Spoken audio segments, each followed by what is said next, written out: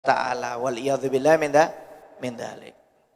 Seorang sahabat Sa'ad bin Abi Waqqas, dia berkata kepada Nabi Muhammad SAW, "Ud'ullaha ayyaj'ali mustajabud da'wah." Ya Rasulullah, doakan aku supaya doaku diterima oleh Allah Subhanahu wa taala. Maka kata Nabi Muhammad, jika kamu ingin doamu diterima oleh Allah taala, perbaiki tempat makanmu, kata Nabi Muhammad SAW. Lambungmu perbaiki. Lambungmu perbaiki. Ketahuilah demi nyawaku yang ada di tangan Allah Subhanahu wa taala, kata Nabi Muhammad, jika sesuap saja rezeki yang tidak halal masuk ke dalam mulutmu, maka doamu tidak akan diterima oleh Allah Subhanahu wa taala dan engkau akan dimasukkan ke dalam nerakanya Allah Subhanahu wa taala. Wal iyadzubillah min dzalik. Sesuap aja, Pak, bukan sepiring, bukan 1 juta, bukan 2 juta, 10 juta, bukan, sesuap. Sesuap aja dari makanan yang haram, doa kita nggak akan diterima oleh Allah taala dan wajib masuk neraka, kata Nabi Muhammad SAW. Wal iyadzubillah min dzalik. Bagaimana orang yang rezekinya haram, main riba, korupsi, zalim, nipu, ngurangi timbangan, ngurangi takaran, mencuri, ngerampok, segala macam, wal iyadzubillah min dzalik. Yang sesuap aja doanya nggak bakal diterima oleh Allah Subhanahu wa taala. Ya. Bahkan kata Nabi Muhammad, barang siapa yang dagingnya tumbuh dari rezeki yang haram, maka wajib masuk neraka, kata Nabi Muhammad SAW. Ya. Makanya rezeki yang halal ini wajib. Makanya kata Nabi, kata Allah Subhanahu wa taala dalam Al-Qur'an, ya ayyuhar rasul kulu minat thayyibat wa'malu sholihan. Kata Allah Subhanahu wa taala, wahai para rasul, carilah kamu rezeki yang halal, yang baik dan beramal soleh.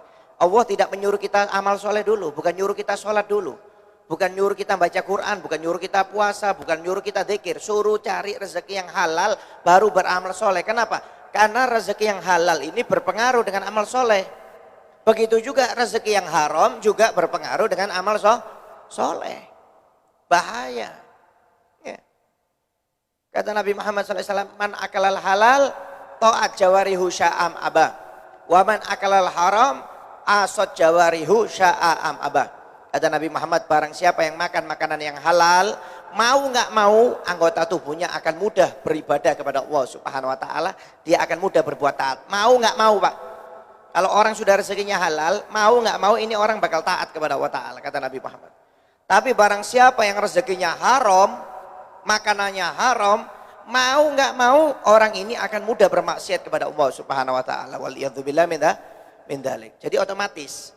Makanya Allah memerintahkan orang beramal untuk mencari rezeki halal. Kenapa? Kalau rezekinya halal, otomatis orang ini mudah ibadah. Tapi kalau sudah rezekinya haram, otomatis orang ini akan mudah bermaksiat kepada Allah Subhanahu wa taala. Ya, makanya lebih baik rezeki sedikit tapi barokah daripada banyak tapi haram, wal iyadzubillah min dzalik. Orang dulu nggak mau, Pak.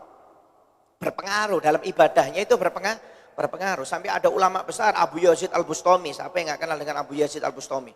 Ulama besar, aulia besar. Ya. Beliau pernah bertahun-tahun tidak merasakan nikmat dalam ibadah kepada Allah Subhanahu wa taala. Padahal beliau ini aulia besar, ulama besar di zamannya. Ya, semua ulama rata-rata kembalinya torikonya kepada Abu Yazid Al-Bustami. Ya, sampai torikonya Al-Faqih Muqaddam, pimpinannya para habaib, itu torikonya kembali kepada Abu Yazid Al-Bustami. Memang ulama besar beliau ini. Ya. Pernah bertahun-tahun Abu Yazid Al-Bustami ini tidak merasakan nikmat dalam beribadah kepada Allah Subhanahu wa taala. Bertahun-tahun dia heran. Mestinya orang ahli ibadah itu ngerasakan nikmat. Ini ibadah kok nggak ada nikmatnya sama sekali. Akhirnya dia datang kepada ibunya, minta maaf ya ibu. Saya ini sudah bertahun-tahun ibadah kepada Allah Subhanahu wa taala, tapi tidak pernah merasakan nikmat satu kali dalam ibadah kepada Allah Subhanahu wa taala. Saya mau tanya, minta maaf Bu, apakah ibu dulu ketika hamil aku atau menyusui aku ada makanan yang haram enggak? Karena aku mulai kecil sampai besar seperti ini nggak pernah aku makan makanan yang haram. Dia tanya sama ibunya, mungkin waktu ibu nyusui saya atau hamil mengandung saya, ibu pernah mencari makanan yang haram, yang tidak halal. Coba diingat-ingat Bu. Diingat. Ibunya baru ingat, oh iya, minta maaf wahai anak, dulu ketika saya hamil engkau, ya, ketika saya naik ke atas loteng tingkat kedua, saya melihat adonan kue yang sedang dijemur oleh tetangga kita. Waktu itu saya hamil lagi ngidam pingin, ya, karena ingin merasakan makanan tersebut, adonan tersebut, saya coba lupa nggak pakai minta izin. Mungkin gara-gara itu kamu tidak merasakan lezat dalam ibadah. Kata Abu Yazid, wah ibu minta maaf. Tolong sekarang kamu datang ke tetangga tersebut, minta halalnya. Makanan yang dulu pernah kamu hamil ketika makanan yang pernah kamu makan ketika engkau sedang hamil aku minta halalnya wah ibu kepada tetangga tersebut. Akhirnya ibunya turun minta halal kepada tetangganya, dia halalkan. Mulai itu juga dia merasakan nikmat dalam ibadah. Bayangkan sampai pengaruh ke anak loh. Pengaruh ke anak. Makanya kata Nabi Muhammad, salah satu kewajiban orang tua, ya, haknya kewajiban orang tua yang harus dijalankan untuk anaknya, wajib orang tua memberi anak rezeki yang halal. Itu kewajiban orang tua, Pak. Kenapa? Karena berpengaruh. Anak kalau kita kasih rezeki yang haram, mau nggak mau anak itu bisa durhaka. Anak itu bisa menjadi orang ahli maksiat. Makanya rezeki yang halal ini sampai dijadikan kewajiban orang tua atau haknya seorang anak yang wajib dijalankan oleh orang tua, harus orang tua ngasih makanan yang halal kepada anaknya. Bayangkan pengaruh, Pak. Pengaruh. Makanya orang dulu nggak mau walaupun satu tetes makanannya haram masuk ke mulut nggak mau. Ya, nggak mau. Sampai pernah dikisahkan ada ulama besar Abdullah bin Husain bin Thohir, Al-Habib Abdullah bin Husain bin Thohir. Ya. Dan Habib Thohir bin Husain bin Thohir. Ini gurunya Al-Habib Hasan bin Shalih Al-Bahar. Al-Habib Hasan bin Shalih Al-Bahar punya murid Habib Abu Bakar bin Abdul Atos. Habib Abu Bakar punya murid Sohibul Maulid Al-Habib Ali bin Muhammad Al-Habsyi yang pernah kita baca maulidnya ini.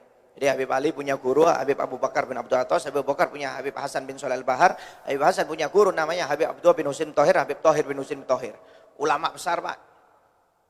Ulama besar ini. Ya. Sampai pernah waktu itu beliau ini biasanya kalau dari masjid ngaji waktu masih anak-anak loh ya. Waktu masih anak-anak itu beliau kalau dari masjid langsung pulang biasanya. Biasanya langsung pulang. Waktu itu mampir ke pasar karena ada acara di pasar kayak semacam expo gitu, pameran. Mampir ini Habib Abdullah bin Husain bin Thohir sampai dikasih makanan. Dikasih makanan oleh seseorang. Dikasih makanan oleh seseorang tapi makanannya nggak dimakan, dibawa pulang. Orang tuanya sudah meninggal.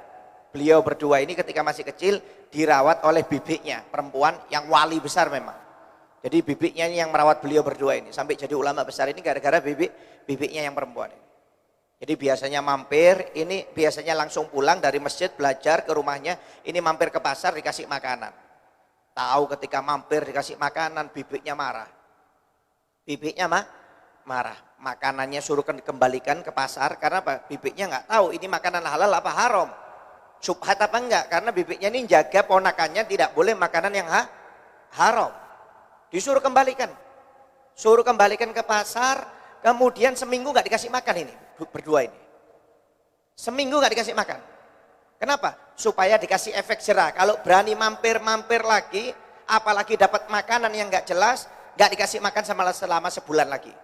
Ini nggak dikasih makanan seminggu, cuma dikasih minum aja. Jadi seminggu itu mereka berdua itu dikasih air aja, nggak dikasih makanan sama sekali sama bibiknya.